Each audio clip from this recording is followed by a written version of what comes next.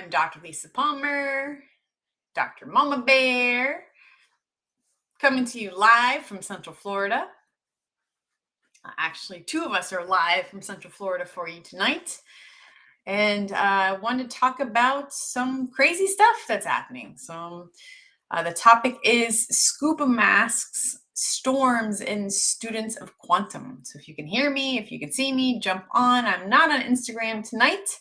I did not bring home my phone charger, so I could not stream on Instagram because I don't have enough battery. And so if you want to share this to an Instagram page, you are totally welcome to do so. But do let me know if you can hear me, if you can see me, put a comment in so I know you are there. So what's about scuba? I don't know if you guys scuba growing up. My dad scuba dive. I don't know. English is sometimes confusing to me. And I appreciated having fresh, awesome lobsters from Miami and saltwater fish.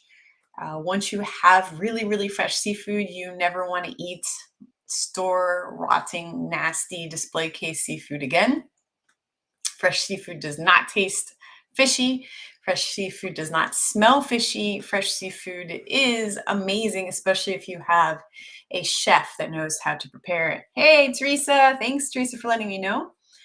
And so, my father, having a passion for scuba diving, taught my sister and I how to snorkel at a young age. So, snorkel is you have the snorkel mask or the scuba mask. This is actually the same thing in a snorkel. And so that way you can put your head down and look at the beautiful reef fish, the most beautiful fish in the world, saltwater fish with the purples, yellows, oranges, greens, reds. I mean, you name it. Saltwater fish are spectacular. When you wear a scuba mask, you're able to look down with the snorkel coming up and breathe and enjoy a beautiful coral reef. Coral reef is a living animal, a living organism. And so, as a kid growing up in Miami, I really very much enjoyed snorkeling, and I enjoyed the I was going to say the fruits of my father's labor, but that doesn't make sense for fishing. I enjoyed the scuba diving labor of collecting bugs, like they call it in South Florida, or diving for lobsters, lobster season, spear fishing, bringing home fresh seafood. And so today, when a patient was telling me about a student coming to school wearing a scuba mask, I was very, very confused. Why would you wear a scuba mask to school? Like, what? I don't understand. And she said the mask covered the kid's eyes and nose. So, scuba mask typically covers there. And then you have the snorkel that comes up out of the water, right? But this mask was the whole entire face. So recently at a local sports store, I've seen scuba masks cover the whole face. And so it was very shocking to me, disturbing to me, unsettling to me, and hilarious to me. There's lots of emotions lately that when she was describing that one of her students, this is in the Northeast, wears a scuba mask to school. And I'm thinking, holy hell, like, if some kid showed up with a scuba mask in any of the schools that I went to, it would not be pretty. But then I felt horrible for this kid because this kid or this kid's parents, probably both, are so extremely afraid of things in their environment that they think they're helping this kid. They think that they're protecting their kid by having them wear a scuba mask to school. Like, how do you even breathe with that? A scuba mask? Like, all the names they would be called, like, and plus it's hot. Like, if you're scuba diving, you're going to get, I almost said perspiration, that's the wrong word, condensation in the mask, right? So that's why divers know you spit in your mask and different things in your saliva keep the mask from fogging. Some people use toothpaste and put toothpaste in the mask and then rinse it out and use that as well. Spit's just cheap and easy.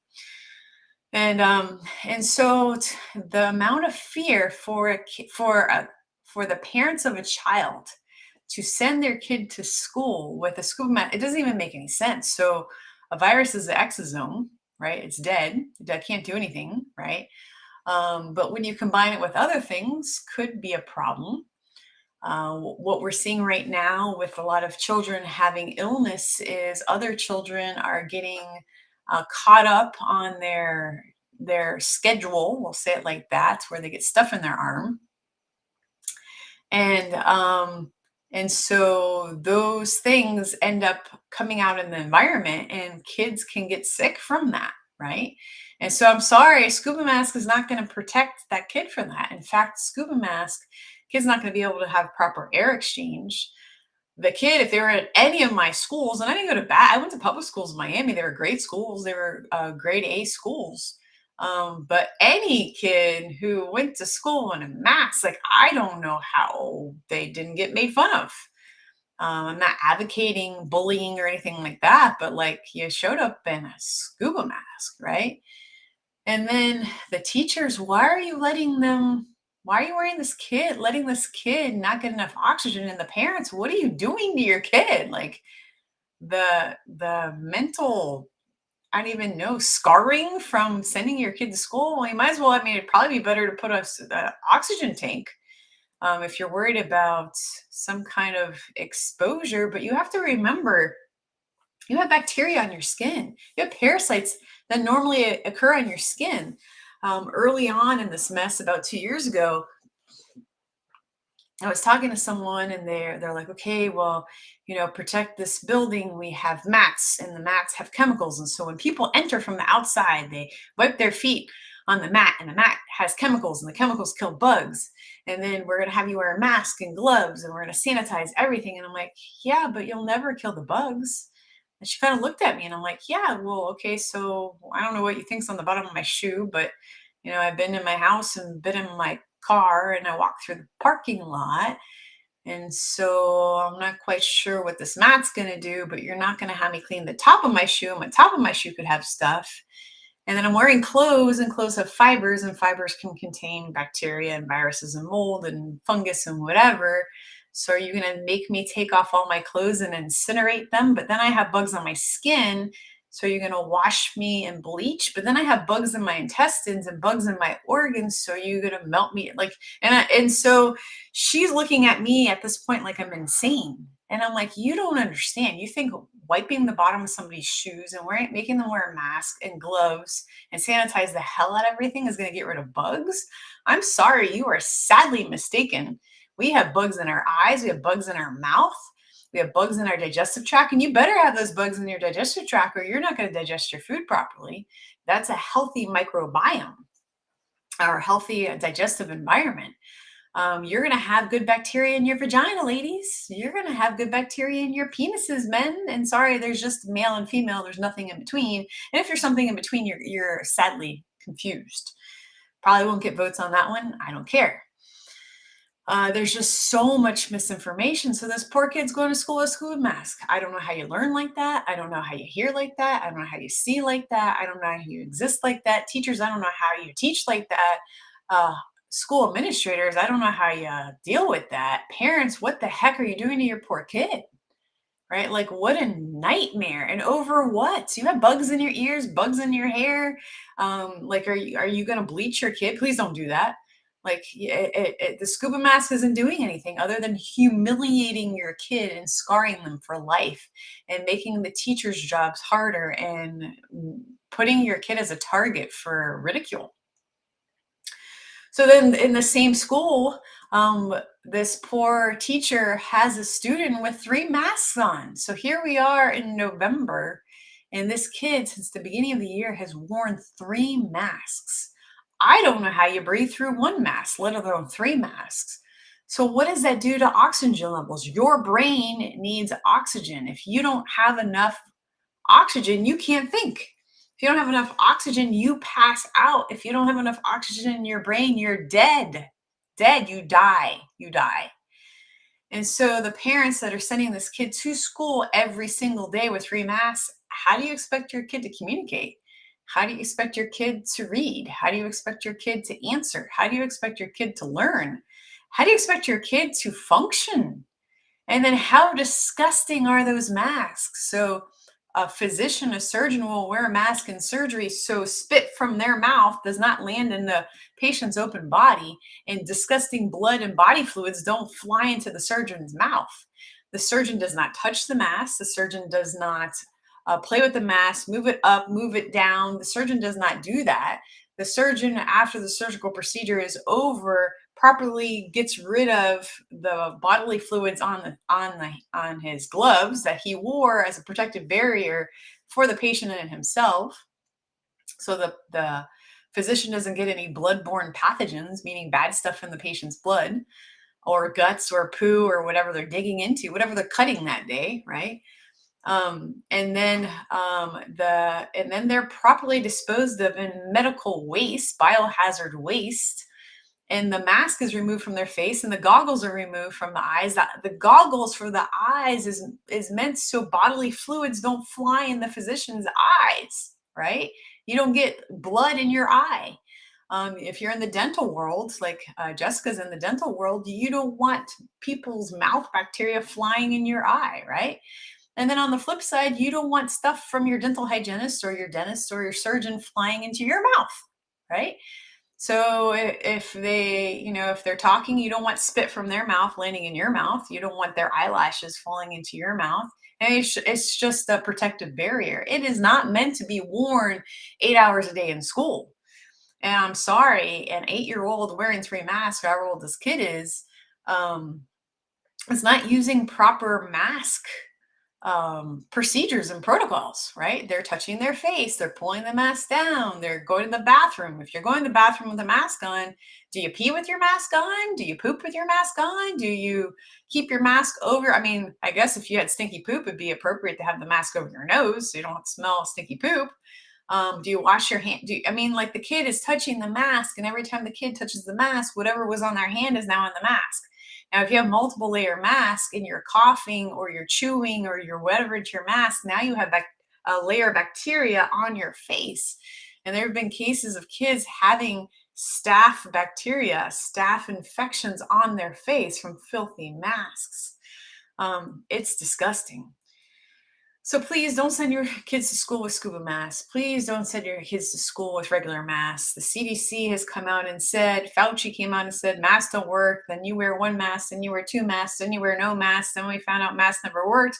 Spanish flu, they had the weird looking bug shaped mask. They found out masks don't work. Like, what are we doing, people? Masks don't work for a barrier protecting you from viruses and whatever. Masks will work if someone's sneezing and coughing. Maybe it'll help contain the cough. But if you're not feeling well, stay home, right? So then we've had back-to-back hurricanes. We had Hurricane Ian. Hurricane Ian devastated southwest Florida. Fort Myers Beach, Naples, that area suffered a lot of damage. No, it is not all fixed. No, those people's houses are not fixed. No, there are parts of that side of Florida that have been washed away. There's buildings that don't exist anymore. There's people that cannot ever return to their houses. So if you want to help in any way, shape, or form, you can do that. And then Hurricane Nicole came in as a Category 1. On our East Coast, Daytona Beach is not the same. Daytona Beach was damaged. There's parts of Daytona Beach that have eroded for, I would say, forever. I don't know how you fix that. I'm not into beach conservatism, if that is a word. There are people there that cannot live in the condos. The foundation have been eroded away. Those people, which a lot of them are elderly people, have nowhere to live. And I'm not saying this in a mean way or a bad way or feel sorry way or anything like that. I'm just stating the facts of what's happening in Florida. So then we had these few storms come up. We have a lot of stressed out Floridians. Our practice is collecting gift cards for victims of hurricane victims. Why gift cards? Well, certain organizations like the cross with the red thing on it, and the other organizations, a lot of the funds that they are collecting go to executives. And so we thought, okay, well, what we're going to do, we usually do Toys for Tots. And so we collect toys for disadvantaged kids. But I thought, you know what? I'm a Floridian, born and raised Miami girl. I want to collect gift cards for my fellow Floridians that have been negatively affected by the storm. So some of them are as local as Central Florida. Some of them are East Coast in Daytona Beach. Some of them are West Coast on Fort Myers Beach. If you want help, you can mail to our office, Palm Rancho Health, gift cards for restaurants, for grocery stores, for gas stations, whatever. But that's what we're going to do. And in fact, we're going to also, if you have a favorite quote, if you have a favorite Bible verse, if you have a favorite whatever verse, we are collecting a positive letters to put with these gift cards, and we're going to deliver them before Christmas to people in need. People on our coast in need of whatever. And so we're hoping to bring some hope, some joy, some supplies, some need, hopefully make someone's life a little bit better by doing a little extra. So that's what we're doing with the storms. And then I'm super excited to announce, those of you that know that in the office we do quantum nutrition testing. Quantum nutrition testing was developed by me out of necessity to help my father when he was in a local hospital during the lockdown. We were not able to see him for a whole month.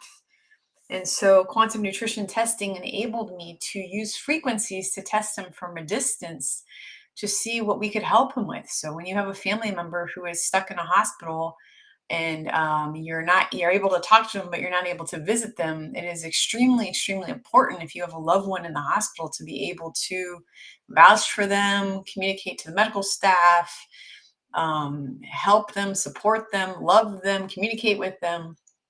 And so through quantum, I was able to do what I'm really good at, to do what I'm best at, was to use the body's own ability to figure out what is the cause of certain problems, and then help my father naturally with certain problems.